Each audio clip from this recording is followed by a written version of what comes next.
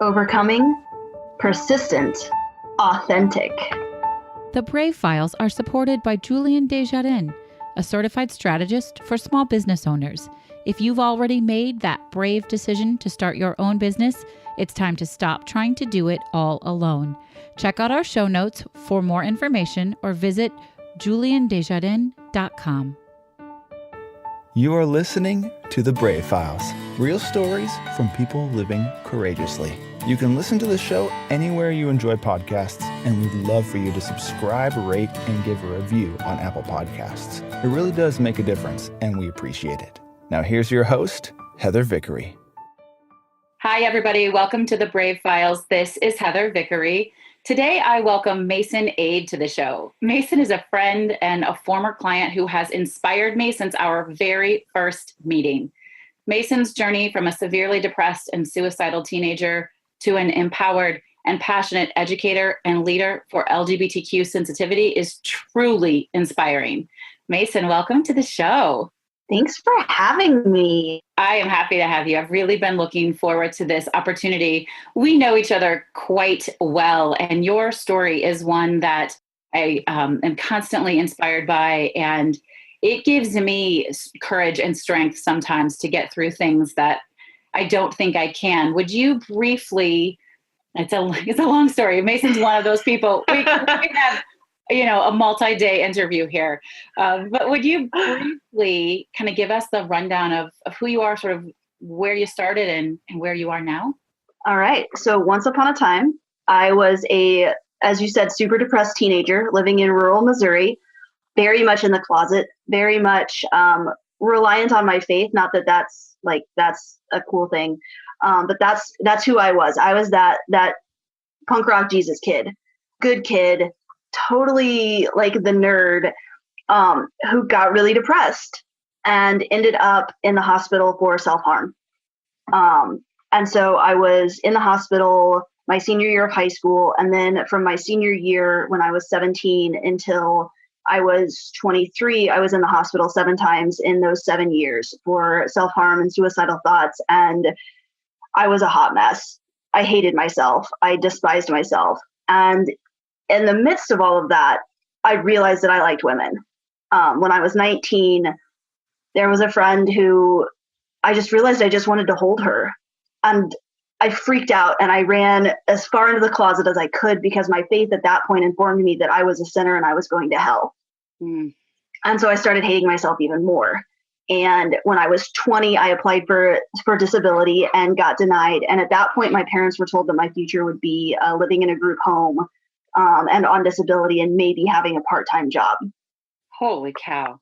I've never heard you say that. Oh, yeah. Yeah, no, I've only recently felt comfortable really using that as an example of how bad it was. It was that bad.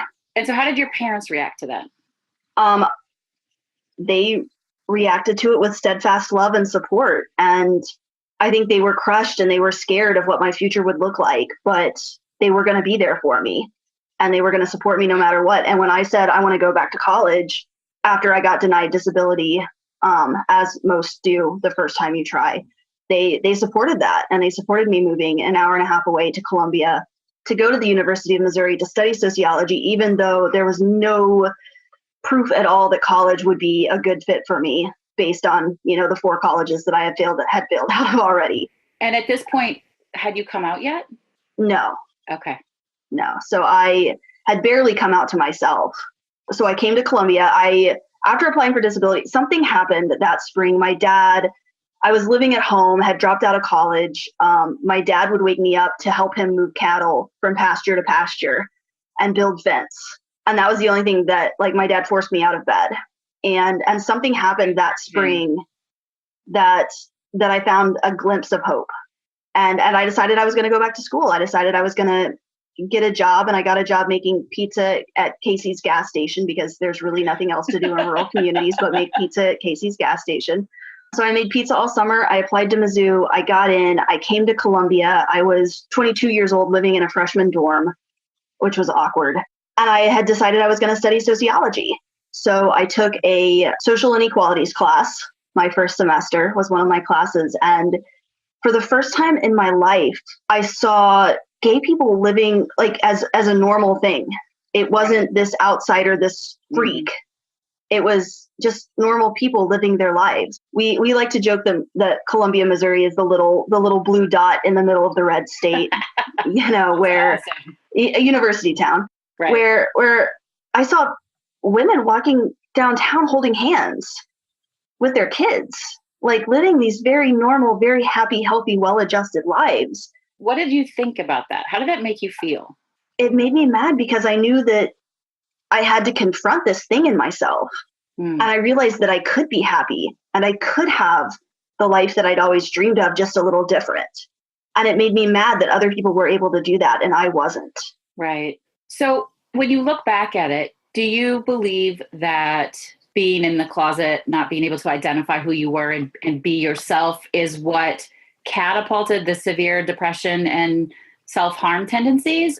There were some other things that catapulted that, but there was a large degree of self-hatred based on the faith tradition that I was raised in and what I was being told at church about being queer. Right. You told me once that you are recovering homophobic. Yes. I grew up Southern Baptist, which I know a lot of amazing Southern Baptist people. I'll make generalizations because generalizations have to be made sometimes. But, I was hearing sermons about going to hell. I was hearing sermons about how people like me were sinners from birth. And so there is a theology in the evangelical circles that, we are all evil sinners and Jesus died for us. And I would find myself getting really mad at God for dying. Let me pay for my own screw ups. Yeah. I don't need you to save me. Yeah. For me, that faith tradition was toxic. Right. A lot of people find a lot of faith and strength and beauty in that theology and in that, but it was toxic for me because I felt like I needed to punish myself for my sins. Right. And so I turned to self-harm. Gotcha. That's pretty scary. I mean, it's interesting. I was never raised particularly religious, spiritual for sure. At this point, I would say more agnostic than anything else. But your journey, and I would plan to talk about this later in the show, but this seems like a really good time to bring it up. Your journey with faith has been one that I find really remarkable. It's something that I'm hearing more and more of in the queer community, which is, I kind of think, remarkable. So a couple of weeks ago, Mason and you and I had a conversation, and you let me know that your church, because you do go to church now, right? Invited you to be a deacon. Is that right? An elder. An elder. A 33-year-old elder. That's kind of amazing. Can you tell us a little bit about your journey back to church and also what makes it different and why is it okay now and it wasn't before? Yeah. So faith was always integral to my identity and integral to who I am. And my faith is what got me through the really dark, depressing times. It also kind of had this double-edged sword of playing into it a little bit, but that's kind of how life happens. And when I came to Columbia and when I came out, I got excommunicated from the church I was attending here in town and was told that I was being handed over to Satan. And for about 4 years, I wasn't able to step foot in the church again. And I found this little, very, very Jesus-y still church in town with a lesbian minister. And I was able to set foot in the door. And that's what I did. I walked in and then I walked out. Wow. Because I couldn't do any more. I walked in, I sat through the service and I left and almost had a panic attack. And it has been a very slow, painstaking journey of reclaiming my faith and choosing to call myself a Christian again. And you would call yourself a Christian? I consider myself to be an agnostic Christian. I am a heretic. I am a skeptic. I am a lot of things. But one thing that's been on my mind a lot lately is in the LGBT community, we talk a lot about reclaiming words, reclaiming the word queer and saying, you're not going to use this as a slur against me. Yeah. Well, I feel called to also reclaim the word Christian and to take this word that has a lot of negative connotations in our society these days, especially within queer communities, and to say, no, I'm going to choose to use this specific word to identify myself as a very queer person and my faith. I've gotten really hooey wooey. I've gotten, I'm not the right, air quote, kind of Christian like I believed I had to be when I was growing up. But I believe my beliefs are not necessarily traditional Christian, but I consider myself to be a Christian. Well, I don't think that anybody has the right to tell you exactly how or who you get to be. So that works out really well for you. Yeah. I claim the word Christian to reclaim that and to say, no, I can be a Christian. And you told me that the church you go to, that's a mission of theirs, is to reclaim that word, to say that it's been misused. And that's not okay. We want it back. Very much like the word queer, which I think is a really great analogy. Yeah, like this is a church that has become a sanctuary congregation. So if there are any immigrants in the area who are under threat of deportation, they can come to our church and we will give them sanctuary and they will not be deported. That's awesome. Because our church will protect them. Yeah. This is a church that, we had at Easter, we had a name change ceremony for two wonderful women in the congregation who are changing their names as they transition. So just to clarify for people listening, these are trans women who biologically were not born female and transitioned. Yes. Yes. And so we had, on Easter, where we celebrate, the death and the resurrection, we talked about the death of the old name and the resurrection of the new name. That gives me chills. Isn't it amazing? I cried so many tears. Holy cow. And this is a church that's doing the work. This is a church that is in the community doing the work and living out what it means to be like Christ. Because Jesus was hanging out with the sinners. Jesus is the Beatitudes, not the 10 Commandments. Right. Yeah. Blessed are the least of these. That's amazing. And subsequently, since we had this conversation, I've had a couple of other conversations with people in the queer community who are super religious. And I happen to know, when we had the episode with Brian Johnson from Equality, Illinois, he and his husband go to church every week. They're very passionate about it. They were grateful to be legally married in the church. It was something really important to them. So this is kind of a movement, I think, and something that I really hope we start seeing a whole lot more of. I can get behind this. As a business owner, as a member of the LGBTQ community, I find myself very guarded when somebody, and this is a big deal for me to say for all of you who are listening, by the way, just to be clear, I find myself very guarded when somebody comes right out and says that they are Christian, or, if it says Jesus lover on your Instagram profile, I'm automatically assuming you're not going to like me. Me too. I'm not your people. And I can love you. I can respect you. I will always try to live my life in a way that I want people to treat me and back and forth. But it's changing the conversation so drastically for me. And it's actually a really lovely reminder. It's reminding me that I need to let go of my assumptions as much as I want other people to let go of theirs. Yeah. And it's really powerful. And it's giving me pause to trust people. But, history has proven that I'm not wanted. It's tough. That's a hard thing to do. So you feel frightful as well still when you see somebody self-proclaimed? Yeah. Oh yeah. If I see someone who is very vocally self-proclaiming to be Christian, I have to do some internal work to not just jump to the assumption that person is going to hate me. Yes. Yeah, me too. But I'm grateful for that opportunity. I'm grateful for the pause to sit, to not make assumptions and to be authentic and honest. And it's really cool to be surprised. Indeed. It's really cool to go into an interaction and be like, okay, we're not going to agree. We've got these fundamental differences, and then be like, oh no, like we get each other. We're cool. Yeah.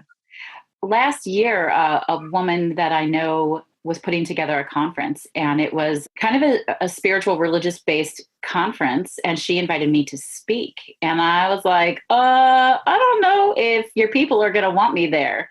I said, honestly, if you want me to speak, I will, but I'm very nervous going into this. And she said, if you aren't welcome, they're not welcome. Yeah. I'm like, okay, I will do this. And it was really a fear-facing experience for me, but I was grateful. I was grateful to her for pushing me and for welcoming me. So good for you. I think it's really cool. I think it's really awesome. All right, well, let's talk a little bit more. So in between going to school, at some point there, you had to come out. What was that process like? So I was taking this social inequalities class, and I realized that I was getting winked at by girls on campus, and and getting, the lesbian head nod around downtown. And so I realized, okay, I have to do something about this. I don't know what I'm going to do, but I have to do something. I have to address this air quote issue. So I came out to my professor. I invited her to coffee. We went to Panera. I said, okay, I think I'm gay. And she said, I know. And I realized at that moment that I'm not very good at being in the closet. I may have been one of the few people who realized that I was in the closet. And many other people were like, oh, you didn't know you're gay? I had people tell me that. Like, oh, you didn't know? I just decided I had to tell people. I couldn't lie about who I was anymore. And so I started telling family members. I started telling friends. I, was open and honest with my church about this journey that I was on in figuring out who I am and what to do with this. That was my question was what do I do with this? What do I do with it? I remember asking that question. It's kids. What do I do with it? Yeah. It's, and I, at that point in my life, I felt like I had three choices. What were they? Could live in the closet, marry a man, and live a lie. I could be out and celibate. Because that was somehow okay. Commit my life to God, yes, right? Because the sex is the sin. Or I could be open to meeting someone and having a long-term committed monogamous relationship and living an authentic, happy life. And I realized that there was no way option number one would work because I couldn't do that to any guy. I couldn't do that to someone. Right. That wouldn't be fair to him. I knew myself well enough to know that celibacy was definitely not an option. And so that left one choice. And I had to reconcile a lot in myself about what I believed and what was right and what was good for me. And I knew that coming out and that being authentic and that being in a relationship was what was good for me and what I needed to do. And, since we're hitting the faith angle, I believe that God is a God of mercy, and that if sin is a thing that God even cares about, that God will look at my life and see that I am living a happy, fulfilled life as a queer person. And I don't believe in a God that's going to hate me for that. Yeah, I'm with you. And you're such a good person. You put so much good energy out into the world. And I want to hit on that before we end the show today. So how did your family, your super religious rural family, take this? In hindsight, my parents have been phenomenal. My mom and I have had some awkward times, but that's, pretty standard for parents. My dad is kind of your stereotypical good old country boy who, I told him and he said, okay. But I knew my dad was okay with me being queer when we went to Hooters together. I can picture your dad at Hooters anyway. That's amazing. And he said, I could never take your mom or sisters here. And I said, yeah. And that was our moment. And that was the, okay, my dad's on board. And my mom and I have had more of a convoluted journey, but we've gotten to a point where, like, my wife and I have a baby now, and my mom is obsessed with her grandbaby and is so excited. And, just little things have made me realize that I was making my mom out to be a lot more homophobic than she is. Yeah. She's awkward. She grew up in a rural area. She lives in a rural area where people talk for fun. And I'm super queer. So that's something to talk about. Yeah. At some point, it wasn't just realizing you were gay. At some point, you also felt that you didn't identify with the gender you were born into. Yes. On top of it. So just to layer things on just a little bit. Exactly. So I came out as liking girls. I never say I came out as a lesbian because I never identified as a lesbian. Yeah. So I came out as liking girls when I was 23. And I was 25 or 26 when I started to learn about transgender people and gender identity and what that was and what that entailed. And I started to realize that maybe that's me. That I'm not a woman in the way society defines being a woman, and I never have been. Right. You've written some pretty cool pieces that I'd love to link to in the show notes about being a queer parent that's active in like mama groups on Facebook and things like that. I think really remarkable. And that's been, from what I know, a little bit more difficult with your parents at least, and as much, I mean, not that they've given you a hard time, but for them to transition, you changed your name, right? You've changed your pronouns. Mason is my maiden name. So it is my parents' last name, which adds an extra layer of strangeness for them to call me Mason. Sure. They still call me by my birth name, and they have permission to do so. At this point, I kind of love you for that. It's not time yet to fight that fight. You know, they're making massive strides, and I'm not going to push the issue. And then I use they, their, them pronouns now, because I found that, like, I'm not a man, but I'm not a woman. I'm something else entirely. You're just a Mason. I'm just a Mason.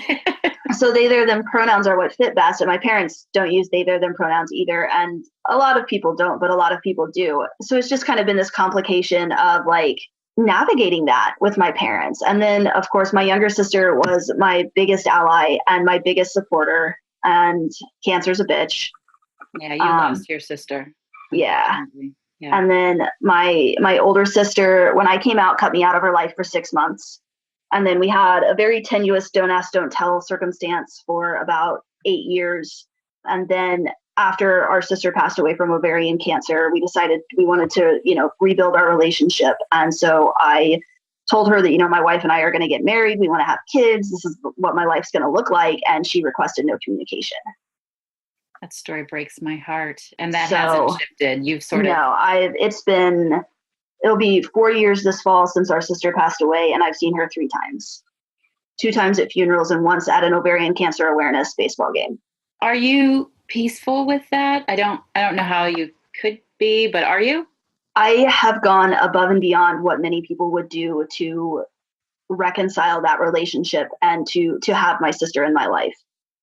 And she is not at a point where that's what she wants, and that's her problem.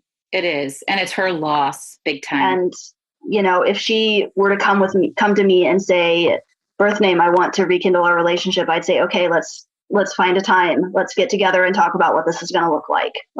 Let's hash this out, because I would welcome her back with open arms. It breaks my heart that my daughter doesn't know her cousins. Yeah. It breaks my heart that I don't have my sister, and, I don't have that person who I always thought I could call and ask parenting questions. Whenever there's something that I'm like, my first gut reaction is to call my sister, and I don't have that. It's still your first gut reaction. Yeah. You can call me. Okay.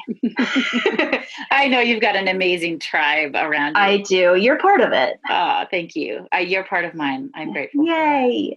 So all of this, and you've been building this business, and we'll link to most of that in the show notes, and I want to share it. Mason does really great work. If you're a business owner and you want to work on having inclusive language, reach out to Mason via the show notes. But all of this is happening.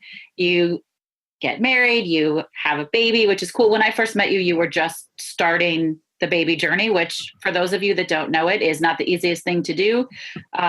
When you're a queer family, it takes a lot of extra work. She's just beautiful. Throughout all of this, what has been the biggest struggle? The biggest struggle has been managing my own brain, to be honest. I have a mental illness. I have bipolar disorder. Okay. It's there. And my brain, maybe it works different from other people's. Maybe everybody's brain works a little differently, but, like, learning how to work with my brain and to keep myself organized and to keep myself, starting a business is hard. Having a baby is hard. Being in a relationship is hard. There's a lot of doubt that comes up around that, and reminding myself of why I'm doing what I'm doing, why this matters, how I'm willing to do the work, and that, yes, I am having an impact. Yes, you are. And reminding myself that, even if it doesn't look the way I wished it did on paper, that doesn't mean that it's not happening. It means that this is where I am. But you do some amazing work with kids. Do you want to give a brief shout out to PRISM and the work you're doing? Yeah. So I help run an LGBTQ teen group here in Columbia. Now we're hitting 25 to 30 teens a week, ages 13 through 18. I have a crew of 6 coordinators that I help run. I've stepped back after having the baby to more of an advisory role. So they kind of keep things going, but if they have any issues, they come to me and I help make things go.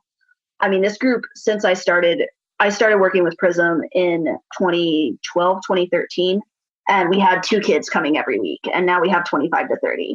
We're actually expanding Prism in the fall, splitting it into 2 groups where we'll have a middle school group and a high school group. So we'll be expanding our age services, which is really exciting because we have a lot of kids who are coming out at 10, 11 who don't have any supports in this town. It's pretty awesome, though, that kids are coming out at 10 or 11, that they want to, that they feel like they can. Mm-hmm. It's just not something, I'm 43. It's not something that ever happened. I'm 32 and it's something that never happened. It's pretty extraordinary. It does give me so much hope amongst all of these horrible things that are happening in a world that feels a little bit hopeless, in a country that feels a little bit hopeless. This kind of stuff gives me so much hope. I look at these teenagers that I work with at Prism, and I see a very different future than where we are right now because, I've done some research on this Generation Z. They're super queer. They are, right? A lot of them super are queer, very fluid and not willing to be put in a box. I think that's so powerful. Gender is very fluid for this next generation. We have, like I said, 20, 25 to 30 teens every week, and all but 2 or 3 of them use they, their, them pronouns either in addition to he or she. Interchangeably. Or exclusively, or they use Zer. Now that one's going to take me a while. Yeah, no, Zer is a little bit harder to wrap your mind around than they, them, but yeah, so like this next generation, like it's going to be really interesting to see where things go in the next 10 to 15 years as this next generation starts to take leadership roles and really starts to use their voice because they just view sex and gender in a very different way than we do. Absolutely. It's super fascinating. It's fascinating. Super exciting. Fun to watch. It's yes. Really extraordinary to watch. So what has been the most awesome thing, the greatest joy throughout this journey of your life so far? Being able to sit here and look back and go, I'm fucking alive. And not only am I alive, I am thriving. I am living a life I never thought was possible. I never thought that I would be where I am. I never thought that I would be happy. Are you happy? I'm so happy. Yeah. And that doesn't, to be fair, that doesn't mean that you don't get sad or depressed or feel bad sometimes, right? You're still a human and you can be happy and those things can exist at the same time. Exactly. Well, and like, I am living my dream job. Like I'm working my dream job. I'm married to the most amazing woman. My baby is freaking hilarious and adorable and so cool. And I have this beautiful life that, I thought I'd be dead by 27. And I'm 33 and it baffles me sometimes because it's so beautiful. I'm really glad you're here. Me too. Yeah. Do you feel brave? Do you feel like what you've been through and then what you're continuing to do is brave? Yeah, I feel like I get conflicted sometimes because, I've been presented with challenges and I'm no different than anyone else in that I had choices to make when I was faced with challenges. I made the brave choices. Yeah, and that's one thing that I always like to, because I know that there will be people who hear this who are in a similar place to where I was before. And I'm not some superhuman, superhero, magical unicorn rainbow. I mean, like I am, but in a different way. Like it all comes down to the choices you make. I chose not to hurt myself anymore. I chose to reclaim my faith. I chose to keep going, to take one tiny baby step in the right direction every day, even if it was like 10 steps backward, one baby step forward. Eventually, over the span of, it's been 10 years now since I came out. It took a long time, but I got here. Like I am not some sort of magic overcomer. I am, but it's because like anybody can be. You wanted it. I wanted it, and I was willing to put the work in for it. Good for you. It's amazing. It's an amazing journey. It's extraordinary to watch all the cool things you're doing. It's really fun to be on the sidelines and see it. So as these cool things are happening, you have little success after little success, sometimes really big successes. How are you celebrating these things? It's kind of funny. One of my big ways to celebrate is to get fancy coffee drinks. Which why that's funny. I work at Starbucks as my day job. So like the fact that I'm like, this is really awesome. I did a cool thing. Let's go get coffee. is kind of hilarious. But that's one of my big ways to celebrate, or to just like have a little dance party, to go for a walk, to enjoy nature. I like to celebrate with my wife and to share my successes and be like, look at what's happening. I want to share this excitement with the world. Yeah. Like as long as you honor them. Yeah, those are all great. I love that. Thanks for sharing that with us. So as we come close to the end of the show, I enjoy this part. We always want to share what your favorite charitable organization is to support. And I'm actually really curious to hear today's answer. So what's your number one charity? So number one national charity, we're going to go with Trevor Project. Working with LGBTQ, see, even I have trouble with that, teens who are dealing with depression and suicidal thoughts. Having support that's specific for the LGBT community is vital. Also, find your local LGBTQ center and support them. Yes. They're doing the work in your community. Like, I love the Trevor Project if you want to just give nationally, but find your local center. Find the people in your community who are doing the work and donate to them.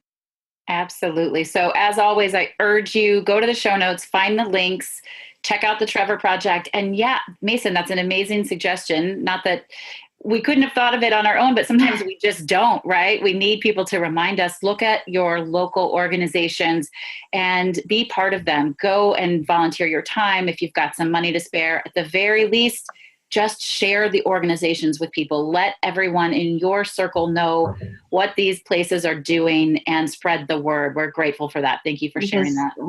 There are typically more resources than people realize they have in their community. Yeah, absolutely. You have to look for it though. Sometimes they don't find you.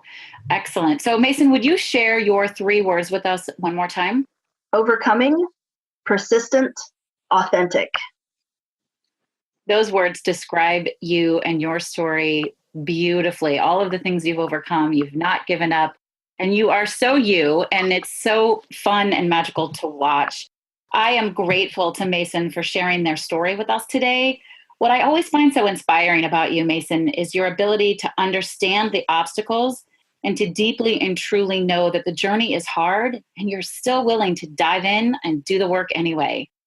Whether it's your personal life or your business, you never give up and you always fight for what you want. And it proves to me and to all of us that we can metamorphosize our lives and become the person we're destined to be. And I'm honored that you came on the show to share your story with us. Thank you for having me. You are so welcome. That's all we have today. Thank you for listening and being on the journey with me and with my guests, with Mason today. Please be sure to subscribe, rate, and review the show. It really does help me out. I appreciate it. I know it sounds like a broken record, but I'm grateful for it. So this is Heather Vickery reminding you, as always, to choose bravely. The Brave Files is also supported by Frizz Marketing, a boutique marketing firm offering tailored services to small businesses and nonprofits. Frizz helps you distill your authentic story and get in front of the right audience. Contact them today at frizzmarketing.com. Thank you for listening to The Brave Files. Be sure to visit thebravefilespodcast.com to access the show notes and discover fantastic bonus content.